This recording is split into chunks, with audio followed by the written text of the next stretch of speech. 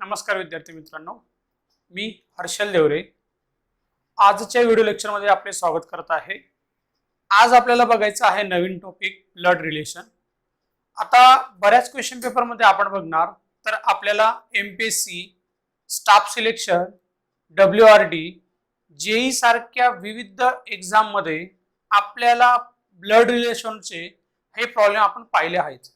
आता यांच्यावर आपल्याला जर प्रॉब्लेम कसे सॉल्व्ह करायचे हे जर आपल्याला जमलं तर आपण काही सेकंदामध्ये ब्लड रिलेशन म्हणजे नातेसंबंधांचे प्रॉब्लेम हे सॉल्व्ह करू शकतो। मग त्यासाठी आपल्याला काही गोष्टी आज इथे बघायच्या आहेत। मग आता आपण बघूया। यांच्यामध्ये प्रामुख्याने आपल्याला तीन घटक पहिले बघायचे आहेत। जर हे तीन घटक आपल्याला समजले तर त्यांच्यावरून आपण व्हेन डायग्राम म्हणजे आकृत्या कशा बनवतो, तर या व्हेन आकृत्या ज्या वेळेस तुम्हाला बनवता येतात तर नातेसंबंध आपल्याला सर्वात जास्त इझी पद्धतीने आपण सॉल्व्ह करतो, तर ते आपल्याला आज इथे बघायचे आहेत। सर्वात पहिले बघा, नातेसंबंधांमध्ये काही जनरेशन असतात, जसं आपण त्याला फर्स्ट जनरेशन म्हणतो, सेकंड जनरेशन म्हणतो आणि थर्ड जनरेशन म्हणतो। आता जसं आपल्या प्रामुख्याने फॅमिलीमध्ये तुम्ही मेंबर बघणार तर फॅमिलीमध्ये आजी आणि आजोबा हा एक प्रामुख्याने घटक असतो। आजी आणि आजोबा, त्यांच्या खालोखाल जर बघितलं तर असतात आई आणि वडील आणि त्यांच्या खाली असतात मुले, म्हणजे आपण म्हणणार ते मुले म्हणजे भाऊ आणि बहीण।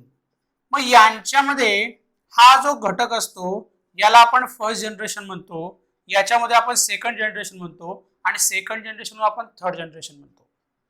मग यांच्यामध्ये परत आपल्याला या घटकामध्ये जेंडर सुद्धा बघायचं आहे। जेंडर म्हणजे जसा मेल आपण म्हणतो तर मेल आणि फिमेल, तर यांच्यावरून आपल्याला काहीतरी नोटेशन द्यायचे आहे व्हेन डायग्राम मध्ये। आता तुम्हाला सर्वांना माहिती आहे की आपल्यापेक्षा आई आणि वडील हे मोठे आहेत, म्हणून आपण बघताना त्यांना वरती बघतो आणि आई वडिलांपेक्षा अजून आजी आजोबा असतील म्हणजे त्यांच्यापेक्षा ते मोठे आहेत म्हणून आपण त्यांना अजून वरती बघतो। तर यांना व्हेन डायग्राम मध्ये कसं दाखवायचं ते आपण पहिले बघूया। आणि त्यानंतर भाऊ बहीण हे जे रिलेशन आहे तर भाऊ बहिणीच्या रिलेशनला काय नोटेशन दाखवायचं, आणि त्यानंतर जर पती आणि पत्नी असतील तर पती आणि पत्नीच्या रिलेशनला आपण काय दाखवायचं हे आपल्याला या ठिकाणी बघायचं आहे। आणि या घटकांवरून आपण काहीतरी प्रॉब्लेम सॉल्व्ह करूया की जेणेकरून आपल्याला ब्लड रिलेशनचे विदिन सेकंदामध्ये आन्सर कधी येतील आणि परफेक्ट आन्सर कसं येईल ते आपल्याला या ठिकाणी बघायचं आहे। तर सर्वात पहिले आपण बघूया।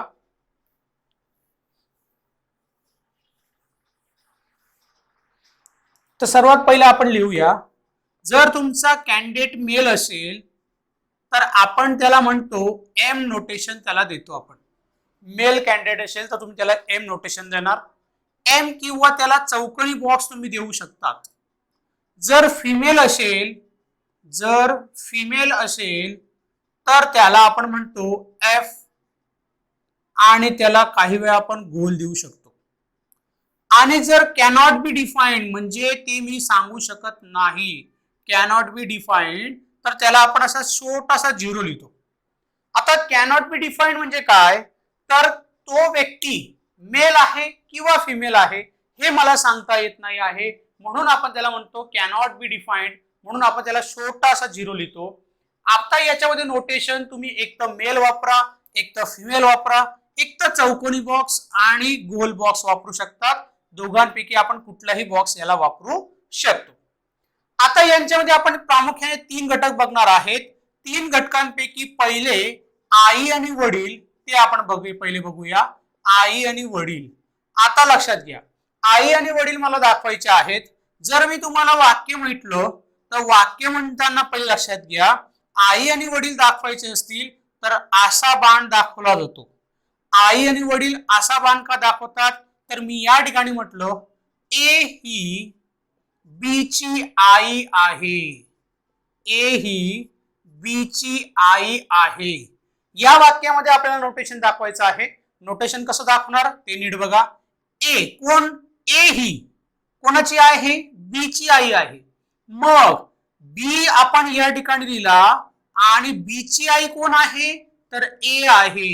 मग आता बघा बी ची आई आहे म्हणजे ती मोठी आहे, मोठी व्यक्ती असल्यामुळे आपण त्यांना वरती दाखवतो. आता यांच्यामध्ये मला जेंडर डिफाईन करायचं आहे. ए ही बी ची आई आहे, आई म्हणजे ती फिमेल आहे. एक तर इथं वरती एफ लिहून घ्या, एक तर त्याला बॉक्स लिहा. आता आपण फक्त ही पद्धत वापरूया एम आणि एफ, की जेणेकरून आपल्याला ते सोपं जाईल. मग ज्या वेळेस तुम्ही म्हणतात ए ही बी ची आई आहे, मग हा बी व्यक्ती त्या ए चा मुलगा किंवा मुलगी असू शकतो, ते मला माहिती नाही, म्हणून मी या ठिकाणी एम किंवा एफ लिहू शकतो. हेच वाक्य मी अजून तुम्हाला असं सांगितलं की ए हा किंवा ए हे बी चे वडील आहेत. ए हे बी चे वडील आहेत. ए वडील आहेत कोणाचे? बी चे. म्हणजे काय करणार? ए वरती बी खाली. या वाक्यामध्ये बघा, बी चे वडील ए आहेत, वडील आहेत म्हणजे ते कोण आहेत? मेल आहे, म्हणून आपण या ठिकाणी मेल लिहिला. पण बी हा त्यांचा मुलगाही असू शकतो आणि मुलगी असू शकते, म्हणून आपण या ठिकाणी लिहिणार एम किंवा एफ. बघा, नोटेशन लक्षात घ्या. नोटेशन आपण कशा पद्धतीने देत आहेत ते लक्षात घ्या. म्हणजे याच्यातून आपण एक गोष्ट शिकलो की आपल्यापासून जी मोठी व्यक्ती असेल एक जनरेशनने, त्यांना आपण वरचा एक एरो दाखवतो. लक्षात घ्या. म्हणजे आई आणि वडील असतील तर त्यांच्यासाठी आपण ह्या एक एरोने नोटेशन दर्शवतो. आता यांच्यामध्ये असंही म्हणू शकतो, एचा तिसरं वाक्य बघा, एचा बी हा मुलगा आहे. बघा, नोटेशन तेच आहे, फक्त वाक्य तुम्हाला कसं विचारलं जातं एक्झाम्पल मध्ये ते आपण दाखवत आहे. एचा बी हा मुलगा आहे म्हणजे काय? एचा बी हा मुलगा आहे. बी मुलगा आहे कोणाचा? एचा. म्हणजे एचा मुलगा बी आहे, अशा पद्धतीने आपण दाखवतो. आता बाण तुम्ही असा घेऊ शकता किंवा असाच घ्या, पण बी मुलगा आहे म्हणून काय म्हणणार त्याला? मेल. पण एचा मुलगा म्हणजे काय? एक तर ती आई असू शकते किंवा वडील असू शकते, त्यामध्ये मला जेंडर डिफाईन केलेलं नाही, म्हणून मी त्याला म्हणणार एम किंवा एफ. लक्षात घ्या, या उदाहरणामध्ये तुम्हाला म्हटलेलं आहे एचा बी हा मुलगा आहे.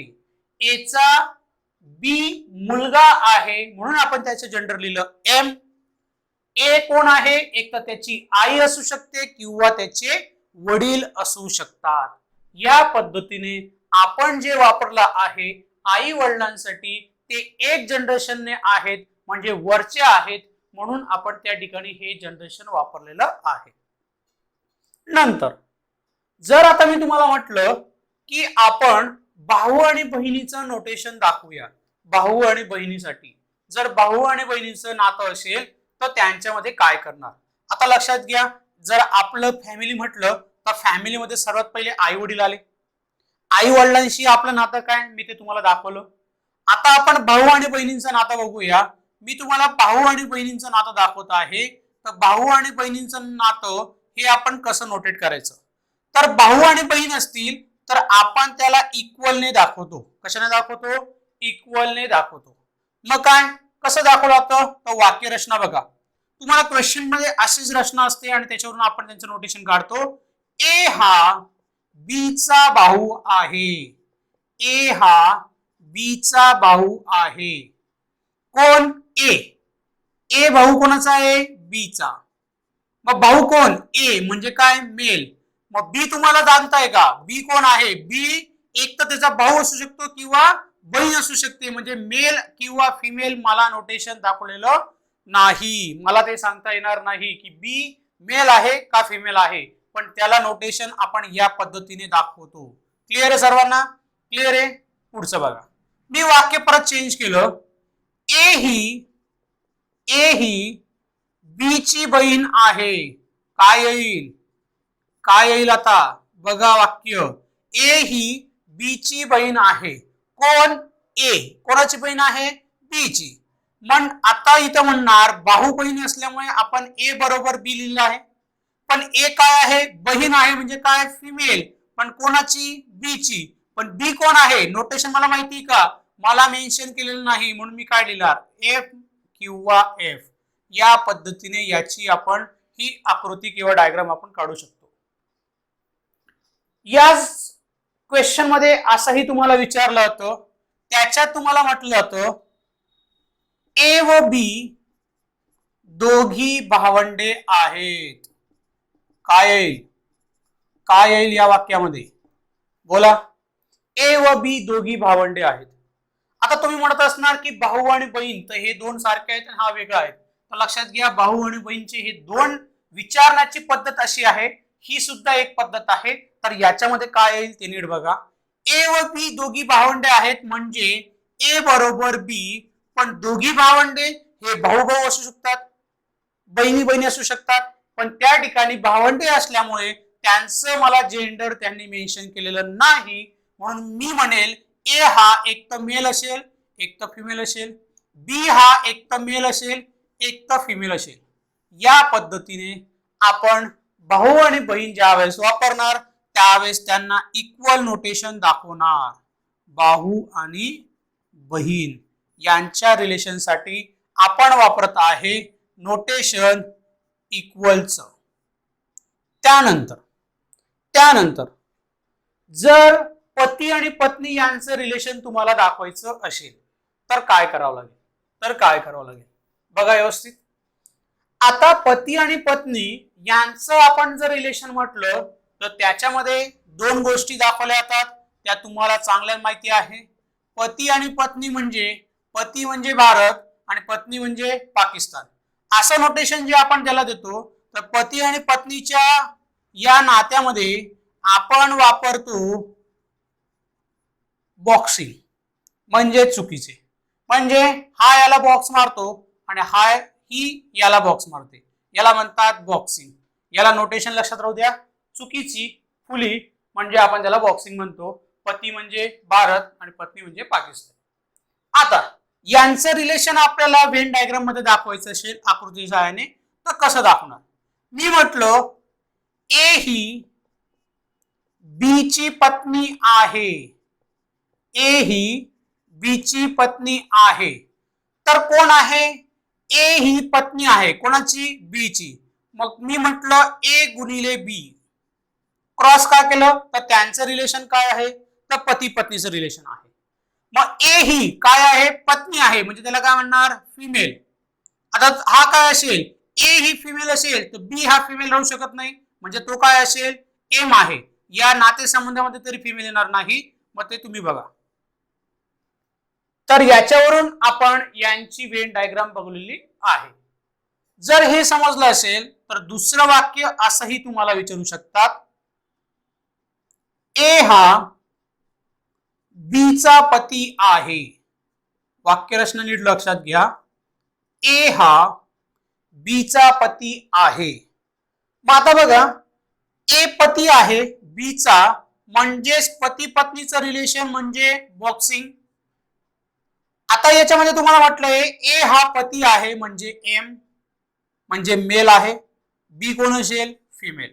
या पद्धतीने आपण त्यांचं नोटेशन हे त्या वाक्यरचनेनुसार काढू शकतो. आणि ज्यावेळेस ही वाक्यरचना आपल्याला जमते तर आपण नातेसंबंध काही विदिन सेकंदामध्ये सॉल्व्ह करू शकतो. मग यांच्यामध्ये अजून असा क्वेश्चन विचारला जातो तिसरा, ए हा ही बीचा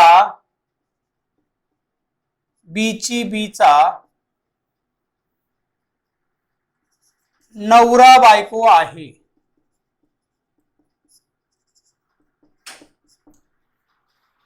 मग आता ह्या वाक्यामध्ये बघा, ए हा किंवा ए ही बीचा किंवा बीची नवरा बायको आहे, म्हणजे यांचं रिलेशन आपल्याला माहिती आहे नवरा बायकोचं, पण यांच्यामध्ये एक तर हा मेल असू शकतो किंवा फिमेल असू शकतो, किंवा बी हा फिमेल असू शकतो किंवा मेल असू शकतो. या नोटेशन नुसार आपण त्यांना दाखवत असतो. आता याच्यानंतर जर आपण म्हणणार तर काही वेळा आपल्याला आजी आजोबांचं ज्यावेळेस नोटेशन येतं तर त्यांच्यामध्ये हा डबल क्लिक आपल्याला दाखवला जातो, कारण की तो सेकंड जनरेशन कडे जातो. मग सेकंड जनरेशन कडे कसा जातो ते आपल्याला या ठिकाणी परत बघायचं आहे. आता आजी आणि आजोबा म्हणजे काय तर लक्षात घ्या. आता मी म्हटलं ए हे बी चे वडील आहेत, बी हा सी चे वडील आहेत, तर सी चे ए कोण या वाक्यात लक्षात घ्या. ए हे बी चे वडील आहेत, बी चे वडील ए होते म्हणून मी वरती लिहिले. ए हे बी चे वडील आहेत म्हणजे हे एम आहे. खालचं वाक्य बघा, बी हे सी चे वडील आहेत म्हणजे बी सुद्धा मेल आहे. पण सी चं नोटेशन मला माहिती नाही, म्हणजे तो एक तर मेल असू शकतो किंवा फिमेल असू शकतो, आणि मला विचारलं आहे सी चे ए कोण. मग सी जर फिमेल असेल तरी वडिलांचे वडील म्हणजे ते आजोबा, आणि सी मेल असेल वडिलांचे वडील तरी सुद्धा ते काय येतात आजोबा. म्हणजे सी चे ए शी नाते काय तर आजोबा. सी चे ए कोण लागतील आजोबा, आणि ए चे सी शी नाते काय असाही उलटा क्वेश्चन आला तर नातू किंवा नात. या पद्धतीने तुमचे उत्तर या ठिकाणी येतात. आता या ठिकाणी असाही क्वेश्चन विचारला जातो, ए हे बी चे वडील आहेत, बी ही सी ची आई आहे, सी ही डी ची आई आहे, आणि डी हे ई चे वडील आहेत. लक्षात घ्या. मग आता ज्यावेळेस अशी वाक्यरचना येते तर त्या वाक्यरचनानुसार आपण जनरेशन वाढवत गेलो, पण त्या ठिकाणी वडील आणि आई यांच्यामध्ये नोटेशन नीट द्या. मग नोटेशन कसं देणार मित्रांनो, परत नीट बघा. नोटेशन कसं देणार, मी या ठिकाणी म्हणालो ए हे बी चे वडील आहेत म्हणजे बी चे वडील ए आहेत म्हणजे हे मेल. पुढचं वाक्य म्हणालो बी हे सी चे वडील आहेत म्हणजे मेल, पण सी डी ची आई आहे. काय म्हणतोय मी, सी डी ची आई आहे म्हणजे डी ची आई सी आहे म्हणजे फिमेल. आणि परत म्हणालो डी ई ची आई आहे म्हणजे परत फिमेल, पण ई बद्दल मला काही सांगितलेलं नाही, म्हणजे ई हा एक तर मेल असू शकतो किंवा फिमेल असू शकतो. या पद्धतीने आपण यांचे नोटेशनने वेन डायग्राम काढली तर नातेसंबंध आपण काही सेकंदात सॉल्व्ह करू शकतो. मग यांच्यामध्ये तुम्हाला क्वेश्चन कुठल्या टाईपचे येतात, मग यांच्यामध्ये क्वेश्चन आपल्याला कुठल्या टाईपचे येतात ते आपल्याला बघायचं आहे. पण यांच्यामध्ये आपल्याला काय लक्षात ठेवायचं आहे तेही मी तुम्हाला एका ड्राफ्टद्वारे सांगत आहे. बघा, आपल्याला याच्यातून एक कळलं की मेल कॅन्डिडेट असतील तर आपण नोटेशन वापरणार एम, फिमेल कॅन्डिडेट असतील तर त्यांना आपण नोटेशन वापरणार एफ. जर ते डिफाइंड होत नसेल, कॅनॉट बी डिफाइंड, तर त्याला तुम्ही 0 वापरणार. आणि जर आई आणि वडिलांचं रिलेशन असेल आणि त्यांचं नोटेशन दाखवायचं असेल तर वरचा असा एरो आपण दाखवतो, आणि भाऊ आणि बहीण असतील तर त्यांच्यामध्ये आपण बरोबरीचे चिन्ह वापरतो, आणि नवरा आणि बायको यांचं रिलेशन असेल त्या ठिकाणी बॉक्सिंग वापरतो. अशा पद्धतीने आपण या ठिकाणी उदाहरणं सॉल्व्ह करू शकतो. आता ही जर नोटेशन आपली लक्षात आली असेल